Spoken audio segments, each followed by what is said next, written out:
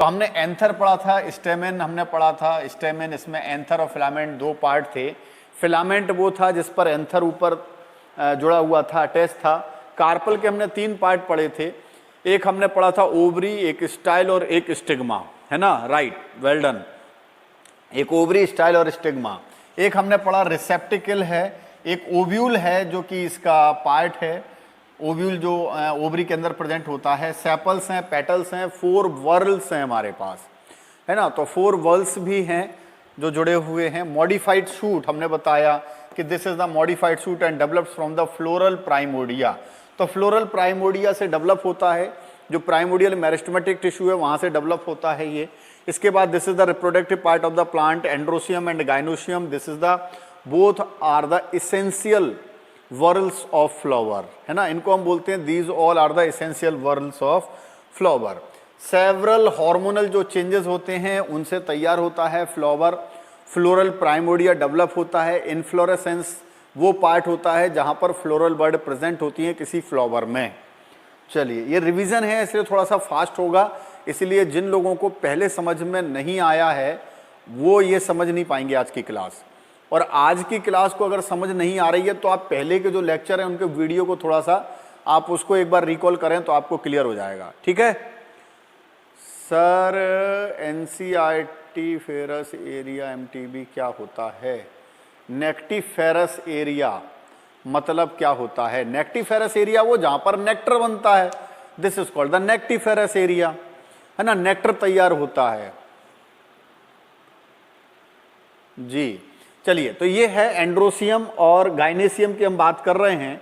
तो गाइनेसियम female part है, ये पता है। एंड्रोसियम मेल पार्ट है, और ये जो मेल पार्ट है this is made up by the 2 parts, है ना, एंथर एंड फिलामेंट। तो एंथर के अंदर होता है जिसको हम बोलते हैं माइक्रोस्पोरेंजिया, और माइक्रोस्पोरेंजिया जो रहता है उसके अंदर फॉर्म होते हैं microspore.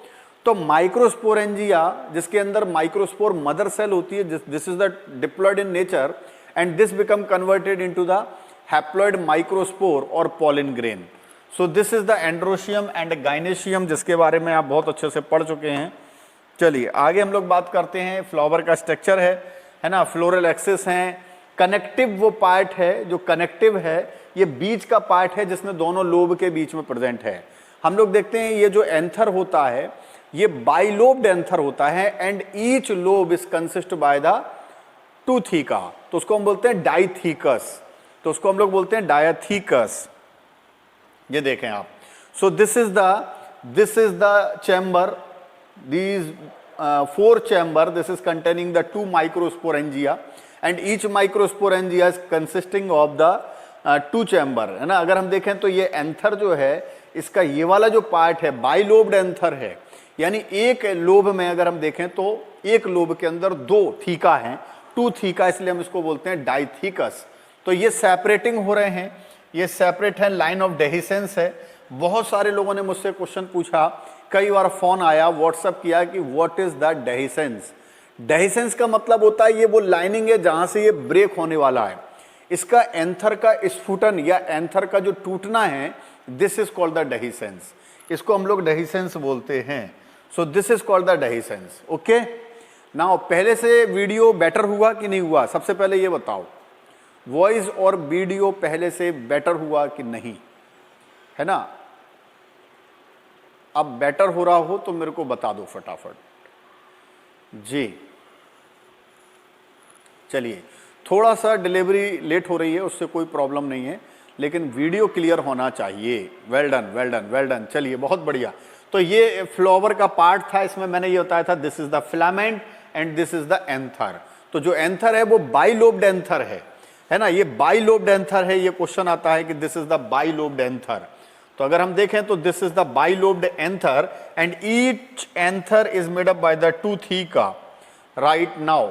So this is the microsporangia, है ना, माइक्रोस्पोरेंजिया, है ना। तो हम इसको बोलते हैं microsporangia, and this is singular, this is called the microsporangium, and this is made the pollen grains. So pollen grains is the haploid in nature, तो this is called the pollen grains. तो pollen grains क्या करती हैं, जो है वो they become converted into the male gamete, है ना, male gamete बनाते हैं।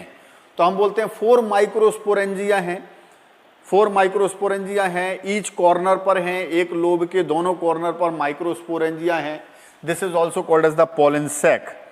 तो पॉलन सैक बोलते हैं, ये पॉलन सैक है, इसका स्ट्रक्चर है, this is the pollen sac.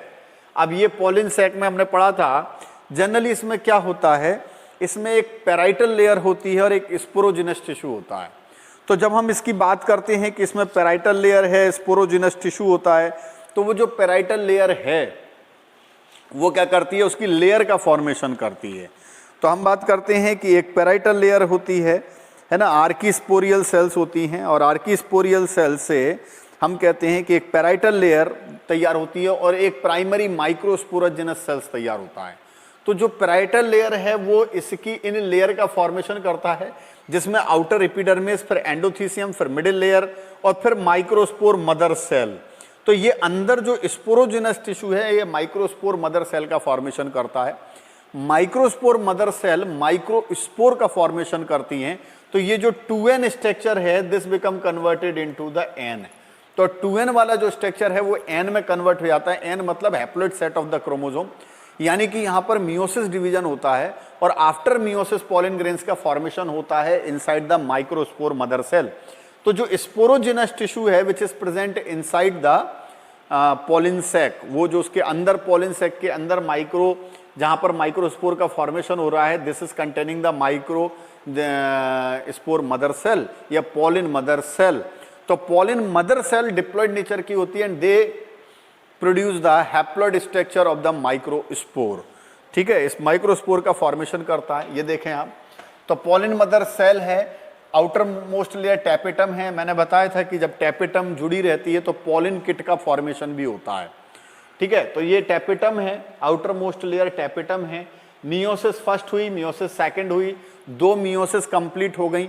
जब एक मियोसिस कंप्लीट होती है तो फिर 2 सेल बनती हैं और वहाँ पर नंबर ऑफ जो क्रोमोसोम हैं वो रिड्यूस हो जाते हैं। फर्स्ट जो डिवीजन होता है रिडक्शनल डिवीजन होता है, तो नंबर ऑफ क्रोमोसोम्स यहाँ अगर 2n हैं तो they become converted into the n में बदल जाते हैं। और इसके बाद अगर आप देखेंगे यहाँ पर तो ये टेट्राड का फॉर्मेशन हो जाता है आफ्टर मियोसिस सेकंड। तो M2 डिवीजन कंप्लीट हो गया और यहाँ पर क्या हो जाएगा, टेट्राड का फॉर्मेशन हो जाएगा। उसके बाद अगर आप एक स्ट्रक्चर ऑफ पॉलन ग्रेन्स को देखोगे तो they composite by the exine and intine.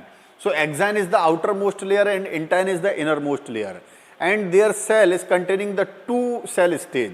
One is the dominant cell, this is called the vegetative cell, and one is the generative cell which is float inside the vegetative cell.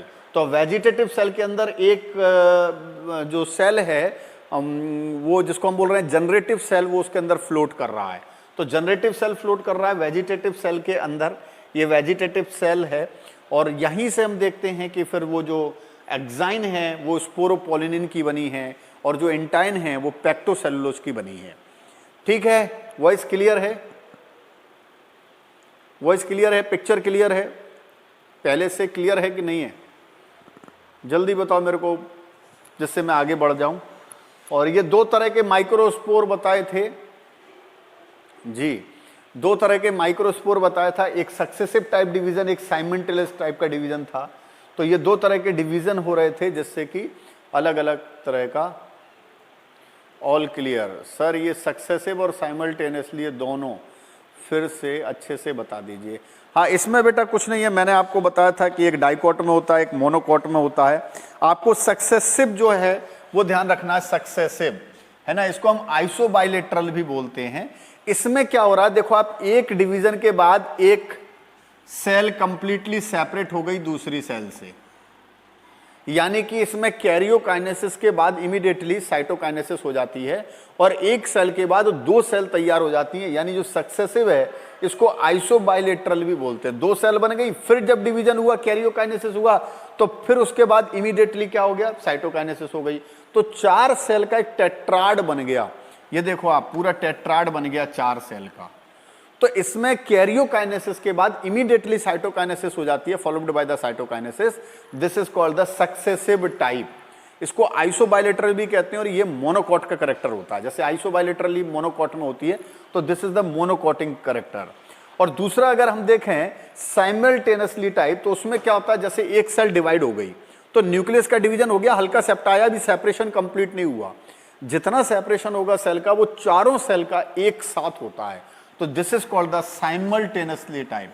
इसको हम simultaneously कहते हैं। तो इसमें भी tetrad बनता है, 3 cell यहां दिख रही हैं, एक इसके पीछे दिख रही है। तो ये देखो अभी अधूरा अधूरा सा है, ये देखो आधा आधा सा है, इसमें पूरा नहीं हुआ, अभी आगे चल करके ये पूरा हो जाता है। ठीक है, तो this is called the simultaneously. ये जो साइमल्टेनियसली है ये डाइकोट का करेक्टर होता है, इसमें डोर्सोवेंट्रल लीफ होता है ना, तो डाइकोट का करेक्टर होता है और जिसको हम बोलते हैं टेट्राहेड्रल बनता है।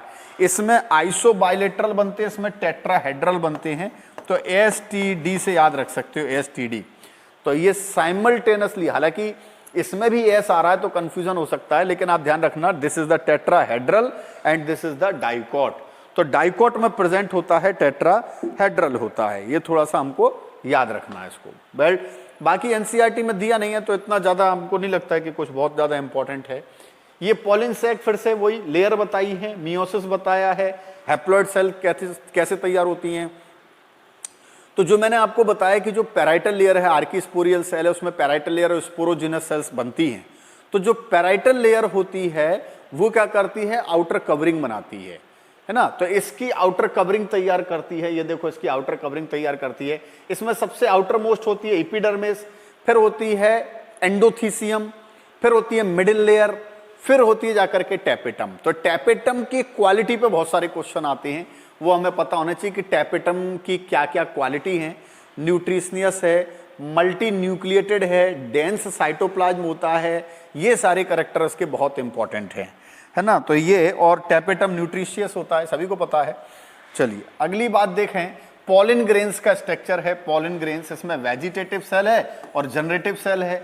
तो कई बार आपने देखा, जैसे आपने क्वेश्चन आया कि 60% जो पॉलिन ग्रेन्स हैं वो 2 सेल स्टेज में ही क्या हो जाते हैं, पॉलिनेटेड होते हैं। तो 2 सेल स्टेज का मतलब क्या हुआ, एक तो वेजिटेटिव सेल और दूसरा जनरेटिव सेल। अब कुछ लोगों ने देखा कि जो रिमेनिंग पार्ट 40% है उसमें क्या हो जाएगा, उसमें 3 सेल स्टेज में शेडिंग होगी। शेडिंग का मतलब होता है बाहर निकलना, पॉलिनेशन होना, टूटना, गिरना। तो 3 सेल स्टेज कौन सी होती है, 3 सेल का मतलब ये जो जनरेटिव सेल जो इसमें वेजिटेटिव सेल में जो सस्पेंडेड थी ये डिवाइड हो जाती है और डिवाइड होकर के ये 2 मेल गैमेटिक सेल्स बना लेती है। तो ये क्या होता है, इसको बोलते हैं 3 सेल स्टेज। 3 सेल स्टेज में मैंने आपको बताया ना कि ये जो जनरेटिव सेल है और वो एक वेजिटेटिव सेल और 2 जनरेटिव सेल के 2 पार्ट मेल गैमेट तैयार हो जाते हैं, तो this is called the 3 cell stage. तो जनरली 60% में 2 सेल स्टेज में शेडिंग होती है और बाकी के रिमेनिंग पार्ट में 3 सेल स्टेज में शेडिंग होती है। तो ये है स्पोरेंजिया, वही जो भी अपन बता रहे थे। ये वेजिटेटिव सेल दिख रही है और इसके अंदर ये जनरेटिव सेल दिख रही है।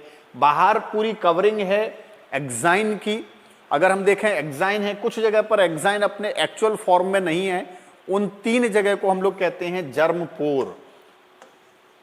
तो इसको हम क्या बोलते हैं, फटाफट बताएं। जब 3 जर्मपोर होते हैं तो क्या बोलते हैं उसको हम, और जब 1 जर्मपोर होता है तो क्या बोलते हैं उसको हम, है ना। उसको हम बोलते हैं, 3 वाले को हम लोग बोलते हैं, फटाफट बताएं 3 वाले को हम लोग क्या बोलते हैं, ट्राइकॉलपेट। ठीक है, उसको हम लोग बोलते हैं ट्राइकॉलपेट। और जब सिंगल होता है तो उसको हम बोलते हैं मोनोकॉलपेट, है ना, तो उसको हम लोग बोलते हैं मोनोकॉलपेट। बहुत बढ़िया बात कही आपने, ट्राइकॉलपेट एंड मोनोकॉलपेट। पुष्पांजलि आके बहुत बढ़िया, ट्राइकॉलपेट एंड मोनोकॉलपेट। ख्याति, यतेंद्र, बहुत बढ़िया बहुत बढ़िया। इसकी क्वालिटी है, इस पे क्वेश्चन आता है जनरली, कितने डायमीटर है, स्फेरिकल होता है। मैंने बताया different size, shape, colour, design होते हैं पॉलिन ग्रेन्स के, है ना, डिफर करते हैं स्पीसीज टू स्पीसीज। तो जो पॉलिन ग्रेन है यही तो मेल गैमेटोफाइट है, पॉलिन ग्रेन ही तो मेल गैमेटोफाइट है, क्योंकि इसमें हैप्लॉइड नेचर होता है ना। हैप्लॉइड नेचर का मतलब नंबर ऑफ क्रोमोसोम्स हैप्लॉइड होंगे। तो ये एक करेक्टर होगा। फटाफट, एक्साइन और इंटाइन में difference, this is made up by the pectocellulose. तो intine is made up by the pectocellulose and this is made up by the sporopollenin. So this is the highly resistant organic material. आपसे पूछ सकते हैं कि ये कैसा होता है, क्वेश्चन 100% आज मैं जो भी पढ़ा रहा हूं कल वो आपको क्वेश्चन के फॉर्म में मिलने वाला है, ठीक है। तो आपका कल का जो पेपर है वो लगभग मैं आउट ही कर रहा हूं, तो आपको बहुत सारे क्वेश्चन आज मैं जो डिस्कस करूंगा वो क्वेश्चन बन के ही आएंगे। इसीलिए आज की क्लास आपके क्वेश्चन के पॉइंट ऑफ व्यू से जो कल टेस्ट का क्वेश्चन होगा वो आप देखना, आपको सीधे सीधे टिक करते जाओगे आप। बहुत आसान पेपर है। तो हम लोग बोलते हैं कि ये क्या करता है, एल्कली वगैरह से बचाता है। जर्म पोर जहां पर एग्जाइन हैज अपर्चर प्रेजेंट होते हैं, this is called the germ pore. आपने बता दिया ट्राई 3 होते हैं, एक होता है जर्म पोर। 2 सेल हैं, vegetative cell, generative cell. Vegetative cell बड़ी सेल है जिसमें जनरेटिव सेल सस्पेंडेड है, फ्लोट कर रही है, तो इसको कहते हैं 2 सेल स्टेज। तो 60% में 2 सेल स्टेज में जाता है वेजिटेटिव सेल और जनरेटिव सेल। बाकी की जो रिमेनिंग सेल है उनमें 3 सेल यानी जनरेटिव सेल क्या हो जाती है, डिवाइड हो जाती है और 2 मेल गैमीट तैयार कर लेती है। तो उसको हम लोग बोलते हैं कि वहां पर डिवीजन हो गया। ये देखो ना, 2 मेल गैमीट तैयार हो गए, जर्म सेल, स्पर्म सेल। ये जनरेटिव सेल ने क्या किया, डिवाइड कर लिया पॉलिन ट्यूब। तो कई बार क्या होता है कि पहले डिवीजन हो जाता है, बाद में फिर पॉलिन ट्यूब जर्मिनेशन होने के बाद स्टिग्मा पर जाकर के पॉलिन ट्यूब का फॉर्मेशन होता है, यानी पॉलिन ट्यूब नहीं बनती है लेकिन गैमीट तैयार हो जाता है। तो ये देखें, है ना, हम लोग बोल रहे हैं जनरेटिव न्यूक्लियस है, ट्यूब न्यूक्लियस है। ये देखें आप, डिवाइडिंग न्यूक्लियस, ये जनरेटिव सेल है। फिर ये देखें पॉलिन ट्यूब बन रही है। वेजिटेटिव सेल क्या करती है, पॉलिन ट्यूब का फॉर्मेशन करती है। तो ये दिख रहे हैं 2 मेल गैमीट। तो कई बार क्या होता है 2 सेल स्टेज मैक्सिमम टाइम और अदरवाइज 3 सेल स्टेज में शेडिंग हो जाती है। तो this is called the 3 cell stage. 60%, ये डाटा बहुत इंपॉर्टेंट है ना, कि 2 सेल स्टेज में होता है वो 60% में होता है, रिमेनिंग में 3 सेल स्टेज में होता है। टेम्परेचर वगैरह का बहुत इफेक्ट पड़ता है, क्या टेम्परेचर वगैरह से उनके पड़ता है। दूसरा, जो पॉलिन ग्रेन्स है उसका अपना एक जीवन काल भी होता है। मैंने बताया था कि राइस एंड व्हीट, मैंने बताया था गेहूं और चावल को खा करके रामलाल सो गया, तो 30 मिनट में खाया, यानी कि चावल और गेहूं का जो पॉलिन ग्रेन है उनकी लाइफ स्पॉन होती है 30 मिनट्स, 30 मिनट, आधे घंटे, है ना। ये ग्रासेस में आते हैं तो आधे घंटे होती है। और जो बाकी के रोजेसी, लेगुमिनेसी और सोलेनेसी, इनके जो पॉलिन ग्रेन्स हैं, इनकी जो वायबिलिटी है ये 30 दिन से भी ज्यादा, कई महीनों तक हो सकती है। तो 30 मिनट में खाई हुई चीज से महीनों सो गया, रामलाल सो गया, रोजेसी, लेगुमिनेसी एंड सोलेनेसी। तो ये आपको याद रखना है। चलिए आगे बढ़ते हैं। बहुत सारा इकोनॉमिकल इंपॉर्टेंस है, रिच इन न्यूट्रिएंट्स होते हैं पॉलिन में, है ना। लिक्विड नाइट्रोजन में -190 60 डिग्री सेंटीग्रेड पे क्रायो प्रिजर्वेशन बोलते हैं, इनको स्टोर कर सकते हैं। एलर्जी कॉज कराते हैं, जैसे गाजर घास, कांग्रेस ग्रास, जिसको हम बोलते हैं कैरोट, जो है वो ग्रास हम लोग बोलते हैं गाजर घास, जिसको हम बोलते हैं, एलर्जी कॉज कराता है। नाम है पार्थीनियम। ये जो पार्थीनियम है, जो कैरोट ग्रास है, ये अडल्ट्रेटेड होकर के आई, मतलब ये मिलावट बन के आया गेहूं के साथ। जब हरित क्रांति हुई थी तो गेहूं के साथ मिलकर के आ गया पार्थीनियम, है ना। और ये अस्थमा कॉज करता है, ब्रोंकाइटिस कॉज कर सकता है। जो पॉलिन ग्रेन्स हैं वो बहुत सारी प्रॉब्लम करते हैं। और जो पार्थीनियम है ये एलर्जिक डिसीज कॉज करता है। दिस इज द पार्थीनियम, ठीक है। गाजर घास आपने देखा है। फीमेल पार्ट हम देखें gynoecium. So this is the main part of feminine part of the flower. तो अगर हम इसकी बात करें तो इसमें बेसिकली स्टिग्मा होता है, स्टाइल होता है और नीचे ओवरी होती है।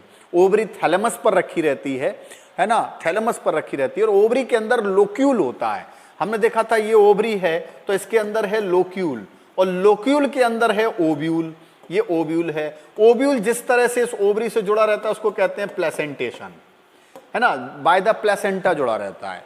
और ओव्यूल प्लेसेंटा के थ्रू भी फ्यूनिकल से जुड़ा रहता है, ये हम आगे पढ़ेंगे। और जहां से वो ओव्यूल निकला रहता है उसका पार्ट, उसको हम कहते हैं हिलम, ठीक है। अब हम देखें कि सिनकार्पस और एपोकार्पस क्या होता है। अगर हम बात करें कि कार्पल जो है वो मल्टी कार्पलरी है, बहुत सारी कार्पल्स हैं। जब बहुत सारी कार्पल्स हैं तो उसकी 2 कंडीशन, देखो एक कार्पल है तो मोनोकार्पलरी होगा, लेकिन अगर बहुत सारी कार्पल्स हैं तो उन कार्पल्स की 2 कंडीशन हो सकती हैं। कार्पल का मतलब हो गया स्टिग्मा स्टाइल ओवरी, जो पिस्टिल है, this is called the carpel. अगर हम देखें तो इसको मिक्स फॉर्म में हम लोग क्या कहते हैं कि वो जो कार्पल है वो पॉलीकार्पलरी है, मल्टी कार्पलरी जिसको हम बोल रहे हैं, तो वो दो कंडीशन होती हैं, सिनकार्पस और एपोकार्पस। सिन का मतलब क्या होता है, फटाफट बताएं। सिन का मतलब इसमें से सिन और एपो दोनों देखने को मिलेंगे। सिनकार्पस आपको किस में मिलेगा, और एग्जाम्पल, सिन का मतलब होता है ज्वाइन, है ना, आपने बताया सिन का मतलब होता है ज्वाइन, तो उसको हम बोलते हैं सिनकार्पस। ये देखें आप जुड़े हुए हैं, तो फ्यूज्ड हैं, बिल्कुल सही कहा, फ्यूज्ड हैं, जुड़े हुए हैं। तो सिनकार्पस का मतलब होता है जब जुड़े हुए हैं, एपोकार्पस का मतलब होता है फ्री हैं। तो ये जो हमको मिलता है, ये मिलता है हमको माइचेलिया वगैरह में एपोकार्पस, और ये हमको मिलता है पापावर में, हमने बताया था अफीम में, ओपीएम वगैरह में मिलता है। तो मैंने यहाँ याद कराया था आपको एपोकार्पस और सिनकार्पस। तो सिनकार्पस में मैंने बताया था, एपोकार्पस में बताया था रोलो चंपा, तो रोलो चंपा, रोज, लोटस एंड माइचेलिया। सिनकार्पस में मैंने बताया था मस्टर्ड एंड टोमेटो, है ना, ओपीएम भी आ गया, ये हो गया। चलिए आगे हम बात करते हैं, ये पार्ट थे, ये लोक्यूल है जिसके अंदर ओव्यूल है, उसका अरेंजमेंट प्लेसेंटेशन है, ये दिख रहा है, पोलर न्यूक्लियाई दिख रहे हैं, दिस इज द ओव्यूल। तो ओव्यूल की हम बात करते हैं, और ओव्यूल के अंदर होता है female gametophyte, this is called the embryo sac. तो ओव्यूल एक तरह की क्या है, मेगास्पोरेंजिया है। जैसे हमने वहां पढ़ा था कि एंथर के अंदर माइक्रोस्पोरेंजिया है, 4 माइक्रोस्पोरेंजिया है, यहां हम पढ़ते हैं कि एक मेगास्पोरेंजिया है जिसको हम ओव्यूल कह रहे हैं। तो मेगा ओव्यूल अगर ज्यादा हैं, मल्टी ओव्यूलर भी हो सकते हैं, तो मेगास्पोरेंजिया ज्यादा हैं। अदरवाइज क्या होगा कि एक सिंगल मेगास्पोरेंजिया होगा। तो megasporangia is equal to ovule, तो हम बोलते हैं megasporangia is equal to ovule. ये हमने याद भी कराया था कि मेगास्पोरेंजिया ओव्यूल के इक्वल होता है। ये देखो लिखा है ओव्यूल एंड मेगास्पोरेंजिया, और जो कैविटी है वो ओवरी की, this is called the locule. Arrangement जो है this is called the placenta.